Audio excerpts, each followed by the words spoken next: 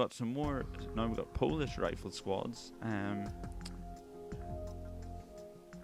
So let's see what's going for these guys. These guys have they've got a powerful rocket, but they aren't as accurate as their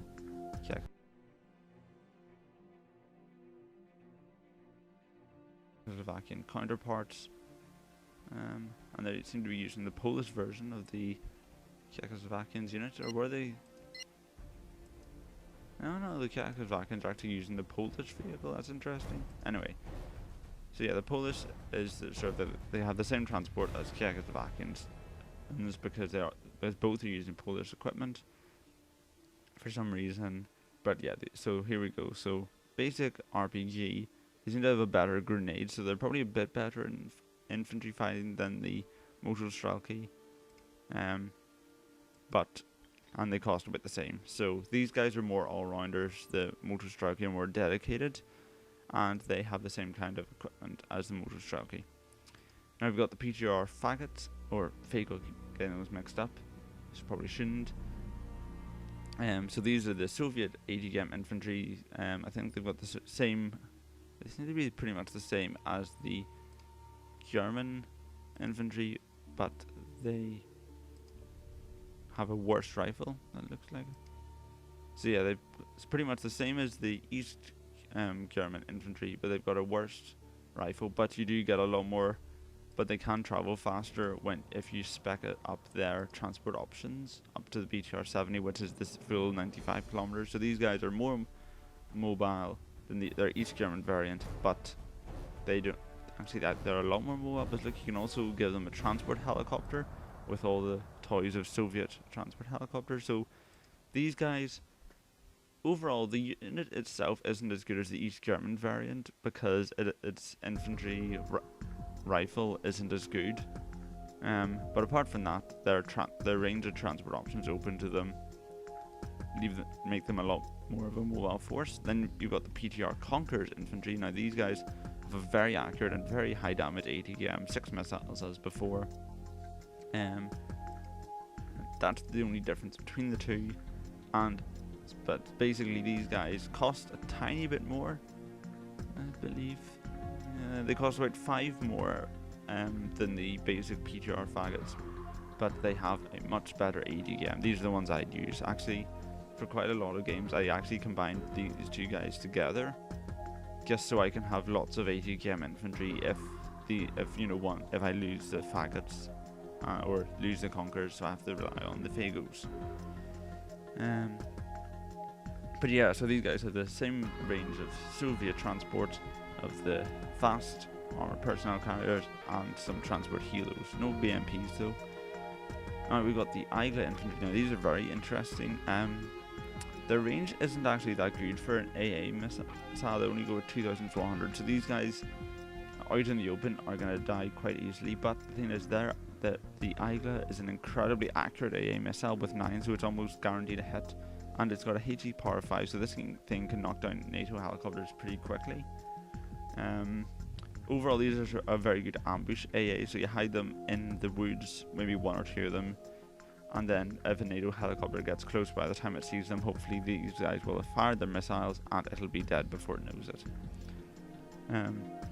So these are definitely be my favourite AA unit, and as always, basic range of PACT transport capabilities are open to them with the BTRs and the transport helos. Quite an interesting combination of a helicopter-borne infantry that's main speciality is shooting down helicopters. Bit of irony in there. Then you've got the Strela 2 infantry, who are a lot cheaper than the Iglas. They're only 15 compared to the Iglas 45, so you can actually buy 3 of these for every 1 of those guys. But their range is worse, their accuracy is awful, and their damage is worse. So these guys aren't going to do as much to the helicopters as the Iglas, but you can spread them out more, which makes it harder for helicopters to kill them before they get that lucky hit. Same kind of basic range of transport of the BTRs and the Mi-8s. After that, you can upgrade to the Strela infantry. These cost a tiny bit more than the Strela 2 at about 5 for each one respectively, and you've got an improved range comparable to the Aigla, accuracy 7, so it's nearly as good as the Aigla, and HT bar nearly as good as the Aigla. So these guys are sort of the nearly as good as the Aiglas, but they're cheaper. These are actually quite a cost-effective infantry, but they still cost about half as much as the Aigla infantry, but they're nearly as good as them. So these guys are actually the most cost-effective AA unit in the Warsaw Pact, but the Aiglas are still the most powerful. So, it comes down to personal choice. Do you want cost effectiveness or just the power to take down helicopters as fast as possible? And as always, they've got the BTRs and the MI8s. Now, we've got the engineer squad. So these are actually interesting infantry because they have an assault rifle and a grenade, but they have a flamethrower instead of any kind of AA or anti-tank bazooka. Flamethrower, I don't know, I wouldn't really recommend it. These guys are probably the best basic anti-infantry units you can have compared to rifle squads, because they can use their flamethrower as well as their rifle, and it's got a good amount of ammo for a flamethrower. Probably burns through it quite quickly though. Not a bad joke. But yeah, these are sort of like forest designed infantry to sort of help out. So yeah, that's pretty much what they are in a nutshell. Is they're fairly cheap. Their rifle isn't as good, but they've got a flamethrower, so they're sort of like a dedicated anti-infantry basic unit. And you can equip them with the basic land combat forces of the Soviet Union, the BTR, the BMP, the BMP-2, the BMP-3. And that's pretty much it. Then you've also got the Polish version of the engineers. These cost a bit more, but they've got a better rifle. And they've got, I think their grenades a bit better as well. Let's have a look. Yeah, they've got more ammo in their grenades, so these guys actually probably be a better engineer squad to use, just because they've got a better assault rifle. So these guys will probably do quite a bit of damage to infantry. Just keep note that although I'm saying they're better against infantry, their flamethrowers range is lower than their assault rifles range. So I'd recommend these guys for sort of close quarters, city and forest use. Although that's usually the only point people use infantry, I guess. And these guys have the Polish vehicles of the Scots. They also have the Soviet helicopter fleet to play around with as well. So these guys are actually a pretty good unit for infantry on infantry combat. They can get a bit expensive, but they're a very good basic unit. Then we've got the basic Polish rifle squad, which has got the RBK2, the grenades, pretty much everything in one unit. Probably comparable to the Motostrzelki. But yeah, that's basically what they're used for. So yeah, that's pretty much it. And they've got some Scots for fairly fast transport, and that can be equipped with some weapons, and transport helos for really fast transport with weapons but cost more.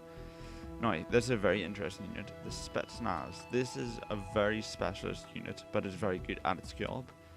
And these guys are actually pretty expensive at 30 for the infantry unit themselves, but they are pretty much the best anti-infantry in the game. They've got their assault rifle, with its standard range, very good accuracy, and quite a decent amount of ammunition.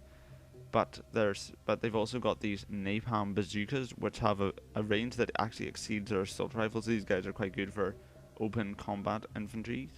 They're very accurate with it, and these bazookas, they don't do damage to vehicles.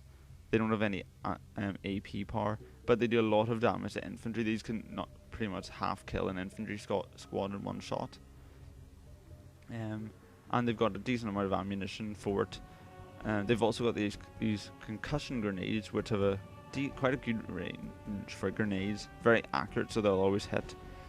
So overall, if you want to clear out infantry, the Spetsnaz are the best to do it. Also, they've got good optics, so they're a bit better for fighting in forest, because they can spot stuff earlier. But overall, these guys are pretty good units. I always use them for infantry and infantry combat. just remember they are expensive, so you want to keep them supplied, because if they run out of their bazookas and grenades, they're no better than other infantry that costs maybe a quarter of what they cost. And for their stuff, they've got quite a wide range of transport vehicles. They've got the standard BTRs, they've got the MI8s, they also have the full MI24 family to play around with all the bonuses that I've been talking about before. So if you can, but you know, obviously this costs a lot. This one, for example, is 130 for some infantry and helicopter. That's quite a lot, but this is a pretty damaging combination. Then you've got the VDV. These guys are a specialist airborne force for the Soviet armed forces, because you can only equip them in helicopters, either the Mi-8 or the Mi-24 family. But that's pretty much it. They're pretty much rifle squads that are only equipped in airborne forces. So they've got the standard rifle, you know, the good RPK. They've probably got the best RPK of Soviet forces, but not the best, but equivalent to sort of Polish and Czechoslovakian forces, and a grenade, which is a fairly good grenade. But their advantage, of course, will be the amount of helicopters you can equip them into.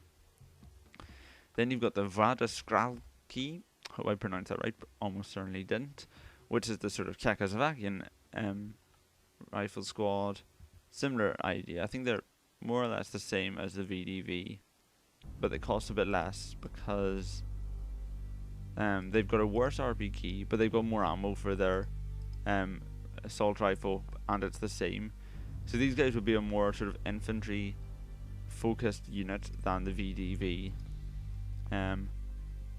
Apart from that, they're identical really, and they get the the Mi-8 family to play with, as well as their very fast Scots. So overall, these guys are just a rifle squad, a sort of basic infantry unit. And I think that covers Warsaw Pact, so thank you very much. Next time we will be covering the logistic, recon and support vehicles of NATO. So until then, thank you and goodbye.